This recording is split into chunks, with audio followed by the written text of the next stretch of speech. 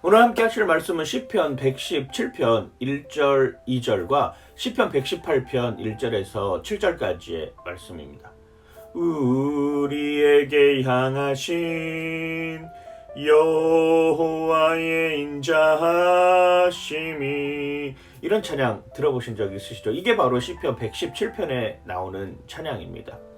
우리의 모든 나라들이 여호와를 찬양할 것이고, 우리에게 향하신 하나님의 그 크고 놀라우신 일들, 그 비밀한 일들, 그 아름다운 일들을 통하여서 하나님의 찬양이 지금보다도 더 풍성하게 임해야 된다라고 하는 것을 우리에게 보여주고 있는 것이죠. 하나님은 우리를 향해서 정말로 그 인자하심, 그 영원하심, 찬양 받으시기에 합당한 모습을 우리에게 끊임없이 보여주고 있다라고 하는 것입니다.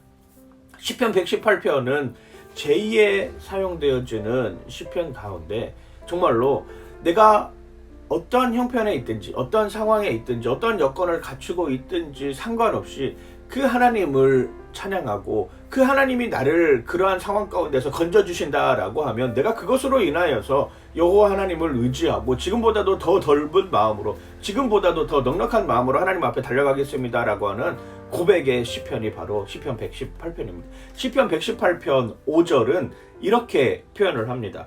내가 고통 중에 여호와께 부르짖었더니 여호와께서 응답하시고 나를 넓은 곳에 세우셨다.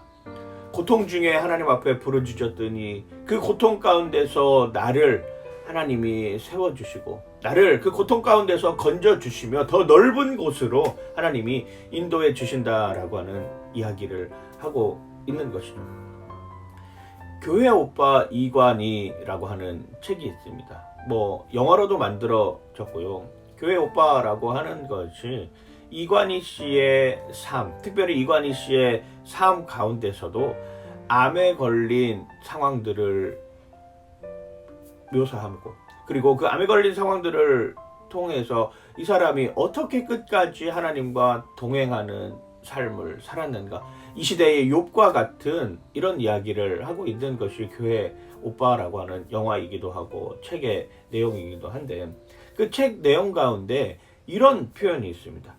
하나님은 눈부신 사람을 증거로 사용하시기도 하지만 때로는 하나님은 정말 고통 속에서 주님을 놓지 않으려고 발버둥치는 사람을 또한 증거로 삼고 있다라고 하는 것이죠. 사람들은 누구나가 다 마찬가지로 하나님의 눈부신 삶을 살아가는 삶을 통해서 하나님께 영광 돌리고 싶어하는 마음들이 너무나도 많이 있습니다. 당연하지 않겠습니까?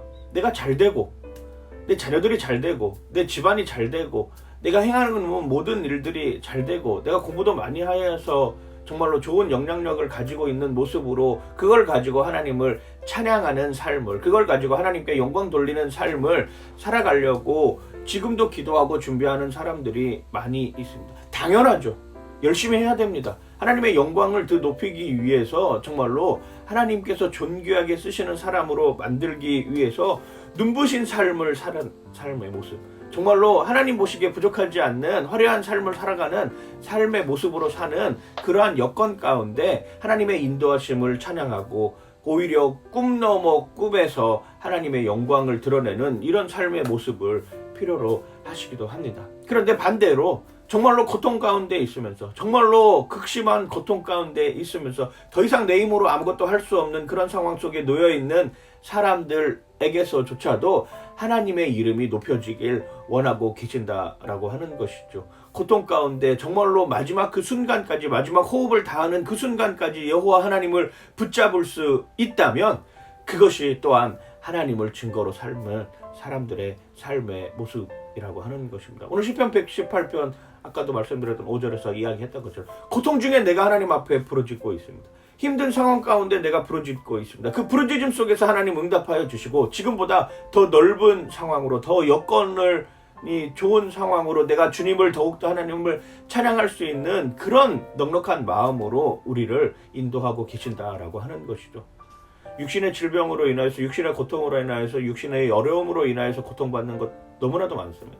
마음의 고통으로 인하여서 고통받는 것도 많습니다. 특별히 영적인 고통으로 인하여서 그것이 감당이 안 되는 사람들도 너무나도 많다라고 하는 것이죠. 그런데 그 상황 가운데 하나님께 부르짖으면 하나님이 어떠한 형태로도 그걸 좋은 방향으로 인도해 주시는 것뿐만 아니라 내가 고통 가운데 있든지 내가 정말로 높임을 받는 상황에 있든지 어느 상황에 있든지 하나님은 항상 옳습니다 라고 하는, 하나님은 항상 좋습니다 라고 하는 그러한 모습으로 살아간다 라고 하면 상황과 처지와 형편은 나에게 그다지 중요하지 않을 수 있다라고 하는 것이죠.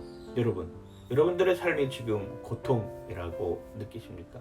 그때 그 옳은 하나님께 부르짖길 주님의 이름으로 간절히 축원합니다. 오늘의 한 줄, 하나님은 옳습니다. 옳은 하나님을 쫓아가는 여러분들 되시길 주님의 이름으로 간절히 축원합니다.